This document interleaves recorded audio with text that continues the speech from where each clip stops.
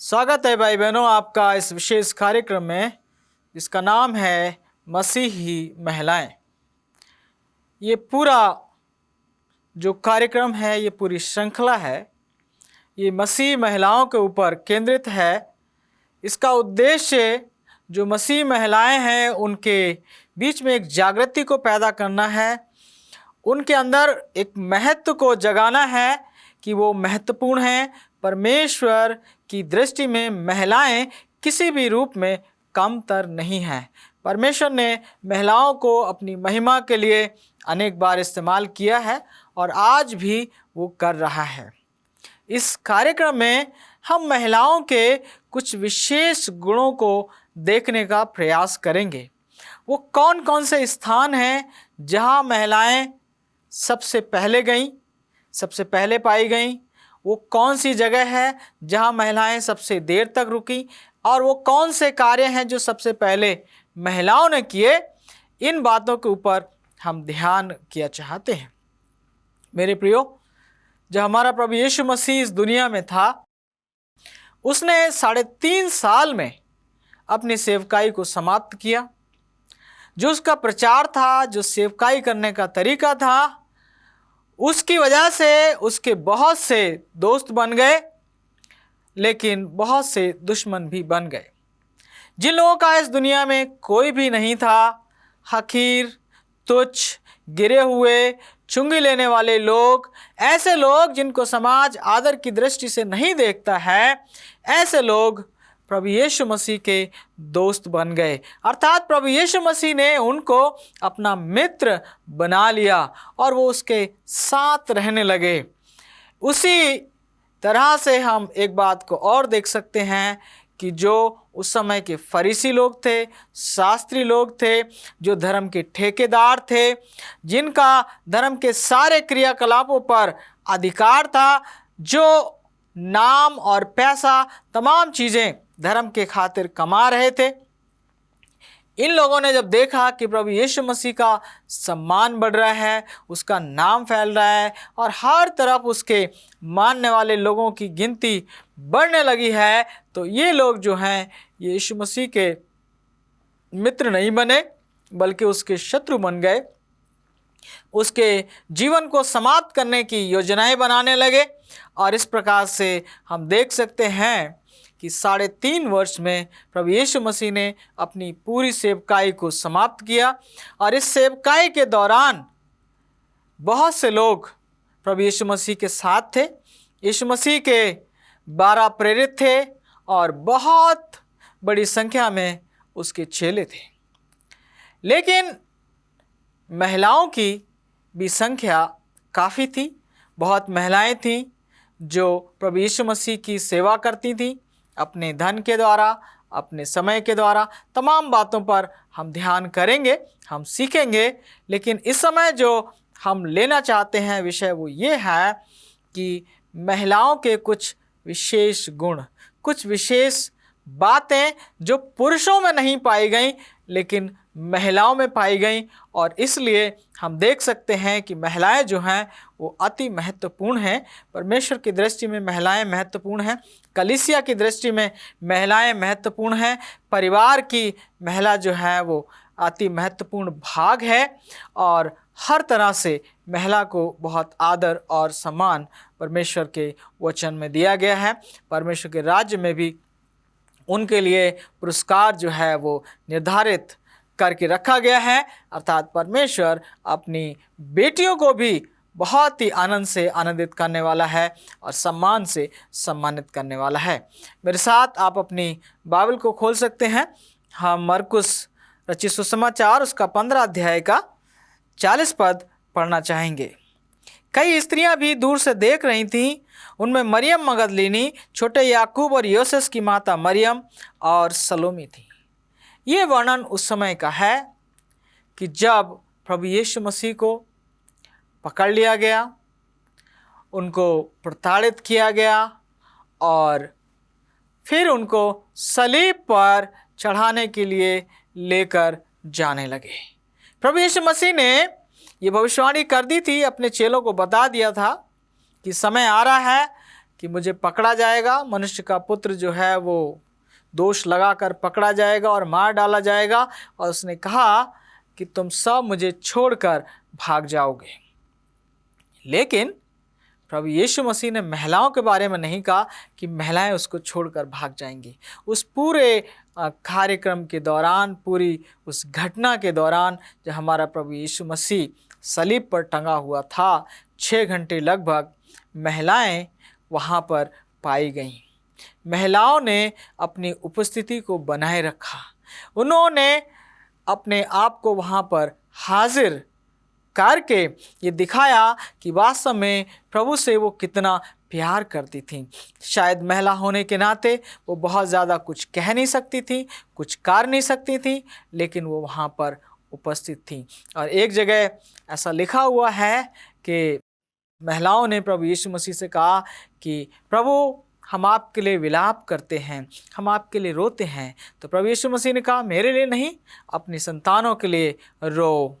और वहाँ पर हम देख सकते हैं कि महिलाएं जो कर सकती थी उन्होंने किया, और वो वहाँ पर क्रूस पर काफ़ी समय तक वो वहाँ पर टिकी रहीं, जब तक कि बहुत से जो चेले हैं वो छोड़कर चले गए।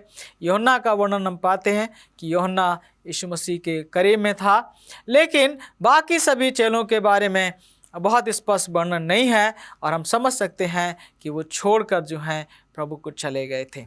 इसी का अर्थात मरकुस 15 अध्याय उसका 47 पद भी हम पढ़ना चाहते हैं। मरियम मगदलीनी और योसेस की माता मरियम देख रही थी कि वो कहाँ पर रखा गया है। केवल उन्होंने यही नहीं देखा कि प्रभु यीशु मसीह को कैसे प्रताड़ित किया गया, वो कितनी देर तक सलीब के ऊपर टंगा रहा, और वो सारे वचन जो उसने बोले वो उन्होंने सुने। जो लोगों ने उसका उपहास किया, मजाक बनाया, उसको भी उन्होंने देखा, और बड़े धैर्य से वो वहाँ पर रुकी रहीं और रोती रहीं। लेकिन उसके बाद जब प्रभु की लोथ को उतारा गया, वो इस योग्य नहीं थी कि प्रभु की लोथ को उतार सकें। प्रभु ने दूसरे लोगों का प्रबंध किया। यूसुफ, अमर्तिया का यूसुफ और निकोदेमुस, इन लोगों ने मिलकर प्रभु के जो अंतिम संस्कार है, उनके दफन की जो क्रिया है, उसको उन्होंने अंजाम दिया। और वहाँ पर हम देख सकते हैं कि महिलाएं जो थीं वो अंतिम समय तक रुकी रहीं। महिलाओं के अंदर कितना विशेष गुण पाया जाता है, प्रभु के प्रति कितना समर्पण था उनका। अगर आप पूरे सुसमाचार को पढ़ें तो चेलों के बीच में आप पाएंगे कि चेले कह रहे थे, हमें बड़ा कौन है। याकूब और यूहन्ना तो ये चाह रहे थे कि वो परमेश्वर के राज्य में यीशु मसीह के दाएं और बाएं बैठें। पतरस ने भी एक बार कहा कि हे प्रभु, हम सब कुछ छोड़कर तेरे पीछे हो लिए, हमें क्या मिलेगा। लेकिन प्रियो, महिलाओं के बारे में ये बात नहीं सुनाई देती। महिलाओं ने कुछ भी प्रभु से मांग नहीं की। महिलाएं बड़े समर्पण के साथ, बड़े ही प्रेम के साथ, बड़े ही आदर के साथ, बड़े ही श्रद्धा के साथ प्रभु के साथ बराबर बनी रहीं, और उन्होंने अपनी उपस्थिति को बनाए रखकर अपने प्रेम का उन्होंने इजहार किया। आज अगर कहीं धार्मिक सभाएं होती हैं तो आप देख सकते हैं कि महिलाओं की गिनती जो है वो पुरुषों की गिनती से कहीं ज़्यादा होती है। इस बात का प्रमाण है कि महिलाएं जो हैं वो धर्म के क्षेत्र में दूसरों से आगे हैं। मेरे प्रियो, ये सौभाग्य की बात है कि परमेश्वर से जो लोग प्यार करते हैं उनमें महिलाओं की गिनती ज़्यादा है, अधिक है। कितनी भली बात है उन महिलाओं के लिए, उन माताओं के लिए, बहनों के लिए, बेटियों के लिए जो प्रभु से प्यार करती हैं। और यहाँ पर हम देख सकते हैं इन महिलाओं को, इन स्त्रियों को जो यीशु मसीह से मोहब्बत रखती थीं और उसके साथ बराबर बनी रहीं। वो देखती रहीं कि प्रभु को कहाँ रखा गया है और किस प्रकार से रखा गया है। और बाइबल इस बात को प्रकट करती है, स्पष्ट करती है कि जब प्रभु यीशु मसीह को एक कब्र में रख दिया गया, दफन कर दिया गया, उसके बाद वो अपने घर आई और वचन बताता है कि विश्राम दिन शुरू हो गया तो उन्होंने आज्ञा के अनुसार विश्राम किया। लेकिन जब विश्राम दिन समाप्त हो गया तो वो बाजार में गईं, उन्होंने खरीदारी करी और सप्ताह के पहले दिन बड़े भोर को वो यीशु मसीह की कब्र पर पहुंच गईं। मेरे प्रियो, यहाँ पर आप देख सकते हैं महिलाओं का मसीह से कितना बड़ा लगाव था, मसीह से कितनी मोहब्बत थी। आज उन महिलाओं को धन्य कहा जा सकता है जिनके जीवन में मसीह यीशु को पहला स्थान प्राप्त है, जिनके जीवन में परमेश्वर का वचन पाया जाता है, जो उसकी आज्ञाओं का पालन करती हैं, पवित्रता के साथ अपने जीवन को बिताती हैं, अपने जो उनके कर्तव्य हैं उनका पालन करती हैं, अपने पति, अपने बच्चों की, अपने बुजुर्गों की, अपने संतानों की वो देखभाल करती हैं, उनके लिए प्रार्थना करती हैं। मेरे प्रियो, ऐसी महिलाएं निश्चय ही बहुत धन्य हैं। मेरे साथ आप यूहन्ना रचित सुसमाचार 20 अध्याय और उसके 1 पद में चलें और हम देखना चाहते हैं कि जो महिलाएं हैं वो केवल कब्र पर अंतिम समय तक नहीं रुकी, बल्कि जब वो जी उठने का समय, यानी जो तीसरे दिन का समय था, तीसरा दिन था, उसमें हम देखते हैं कि कब्र पर पहुंचने वाली जो लोग थे, जो महिलाएं थीं, उनको हम यहाँ पर पाते हैं। 20 अध्याय 1 पद, सप्ताह के पहले दिन मरियम मगदलीनी भोर को अंधेरा रहते ही कब्र पर आई और पत्थर को कब्र से हटा हुआ देखा। मरियम मगदलीनी को आप देखिए, ये महिलाएं जो आई उनमें मरियम मगदलीनी वो सबसे आगे, सबसे पहले वहां पर पहुंच गई। मेरे प्रियो, इन महिलाओं के आप विश्वास को देखिए। जब वो जा रही थी कब्र पर तो आपस में कह रही, हमारे लिए वो पत्थर कौन हटाएगा, क्योंकि उन्होंने सुगंधित द्रव्य तैयार किए थे, सुगंधित वस्तुएं तैयार की थी और उन्हें समय नहीं मिला था। प्रभु की लोथ के ऊपर, मृतदेह के ऊपर वो मलना चाहती थी और उन्होंने ये तय किया कि वो सप्ताह के पहले दिन जाकर कब्र पर उन वस्तुओं को प्रभु की लोथ के ऊपर वो मलेंगे, ताकि जो लोथ है वो सड़े ना, वो ज़्यादा समय तक बनी रहे। कितना विश्वास था उनमें, कितनी लगन थी, कितना प्यार था। यहाँ पर महिलाएं दूसरों से आगे निकलती हुई नज़र आ रही हैं। महिलाओं ने अपने प्यार को प्रकट किया है, उन्होंने दिखा दिया है कि जो यीशु मसीह के चेले थे उनमें महिलाएं कमतर नहीं थी। बेशक जो 12 प्रेरित चुने गए उनमें कोई महिला नहीं थी, लेकिन महिलाओं की जो मोहब्बत यीशु मसीह के लिए है उसे आप कम तर नहीं आंक सकते। यहाँ पर देख सकते हैं कि किस तरह से प्रभु यीशु मसीह को उन्होंने प्यार दिखाया और उसके प्रति अपनी भक्ति का उन्होंने प्रमाण दिया कि वो सबसे पहले खबर पर पहुंच गईं और वहाँ पर उन्होंने प्रभु यीशु मसीह की मृतदेह को नहीं बल्कि जीवित प्रभु का दर्शन किया। तो ये उनको सौभाग्य भी मिला, क्योंकि वो सबसे पहले कब्र पर गईं तो सबसे पहले दर्शन भी उन्हीं को प्रभु के मिले। मेरे प्रियो, मत्ती 28 अध्याय और उसका 8 पद में हम चलना चाहते हैं और हम ये देखना चाहते हैं कि ये जो प्रभु यीशु मसीह के जी उठने की जो खबर है वो सबसे पहले महिलाओं ने लोगों तक पहुंचाई। एक सकारात्मक प्रचार जो है वो सबसे पहले महिलाओं ने लोगों तक पहुंचाया। लिखा है, और वे भय और बड़े आनंद के साथ कब्र से शीघ्र लौटकर उसके चेलों को समाचार देने के लिए दौड़ गईं। ये महिलाएं जो यीशु मसीह से प्यार करती थीं, उन वस्तुओं को लेकर गई थी जो प्रभु यीशु मसीह के मृतदेह के ऊपर वो मलना चाहती थीं, लेकिन उन्होंने पाया प्रभु यीशु मसीह जी उठा है। प्रभु यीशु ने बार बार कहा कि मैं तीसरे दिन जी उठूँगा। मेरे प्रियो, लेकिन जो चेले हैं, तमाम लोग हैं, उनकी दृष्टि से ये बातें कैसे ओझल हो गईं समझ में नहीं आता है।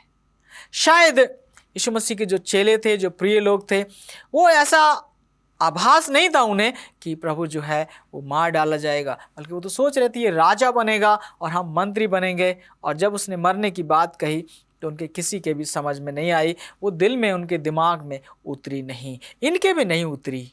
लेकिन जब इन्होंने जीवित प्रभु का दर्शन किया तो इनका विश्वास तुरंत ही उसके ऊपर हो गया। इन्होंने कोई संदेह नहीं किया और उस सुसमाचार को लेकर वो दौड़ गईं चेलों को बताने के लिए।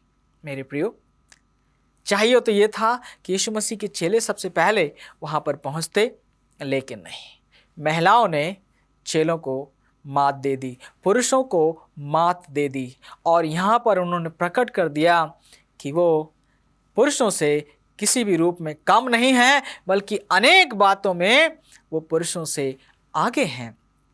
ये सुसमाचार उन्होंने चेलों को पहुंचाया कि हमने प्रभु को देखा है, प्रभु जी उठा है, प्रभु आज जीवित है।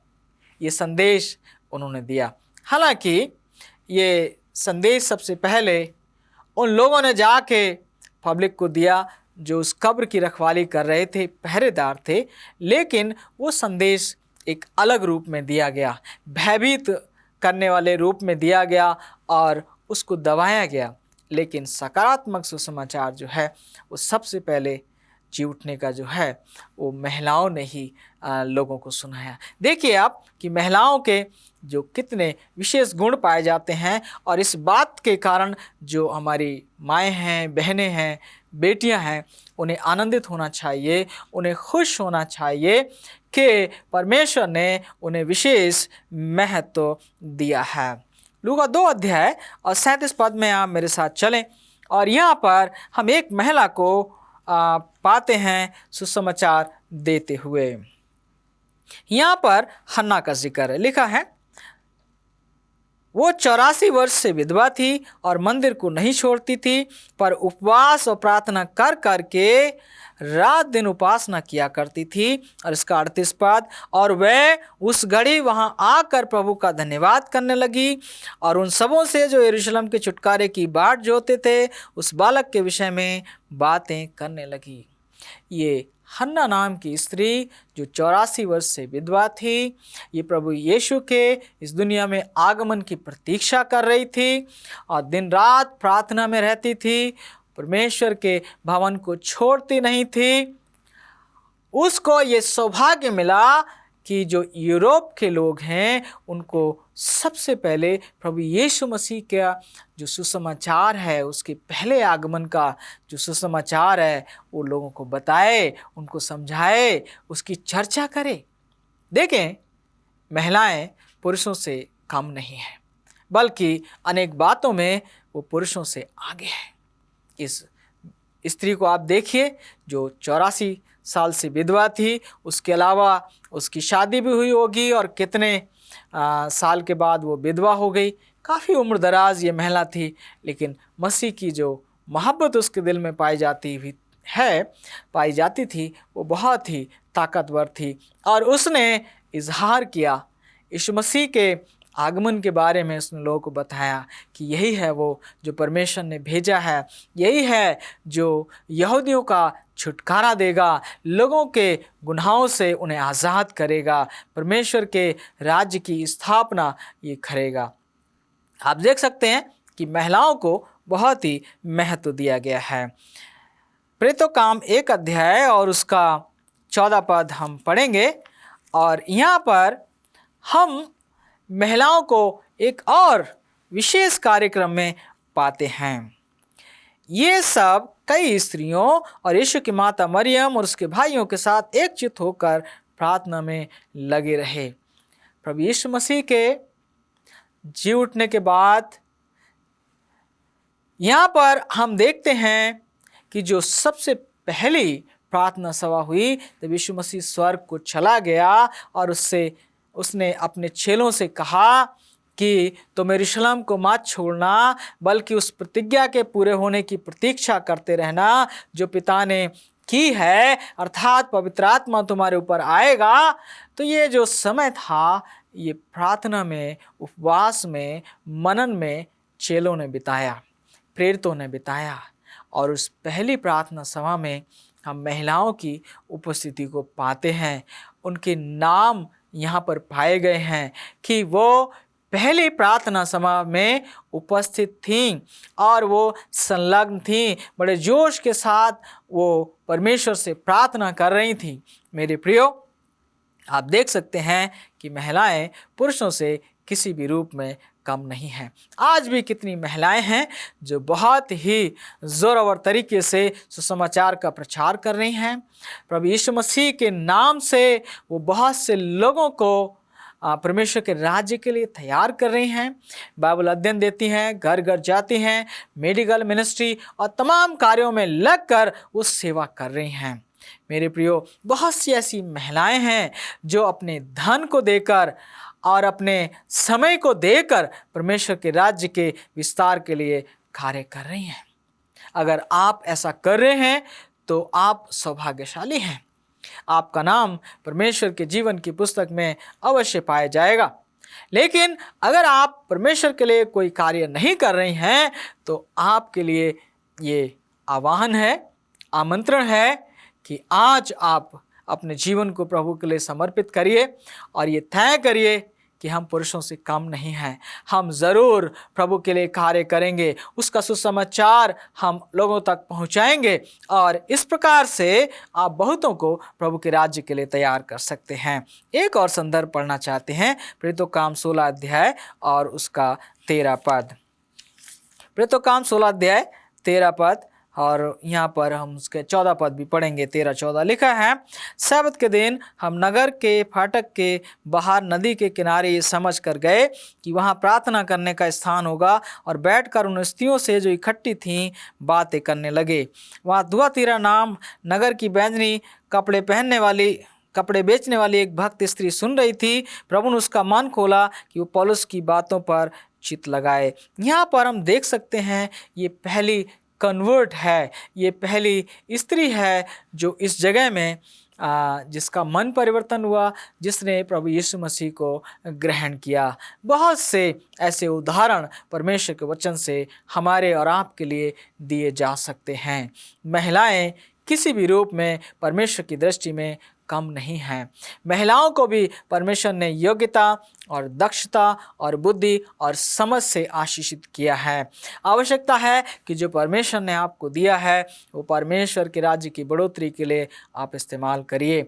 परमेश्वर के नाम से लोगों को आशीषित करने के लिए आप इस्तेमाल करिए, क्योंकि परमेश्वर आपसे और हमसे मोहब्बत रखता है और वो चाहता है कि हम प्रभु के कार्य में बढ़ें और प्रभु के लिए बहुत से लोगों को हम तैयार कर सकें। मेरे प्रियो, आपने देखा कि परमेश्वर की दृष्टि में महिलाएं पुरुषों से कम नहीं हैं। परमेश्वर ने आपको आदर और सम्मान दिया है, आपको ऐसे बहुत से गुण दिए हैं। आवश्यकता है कि आप सावधान रहें कि आपकी खूबियों को शैतान इस्तेमाल ना करने पाए।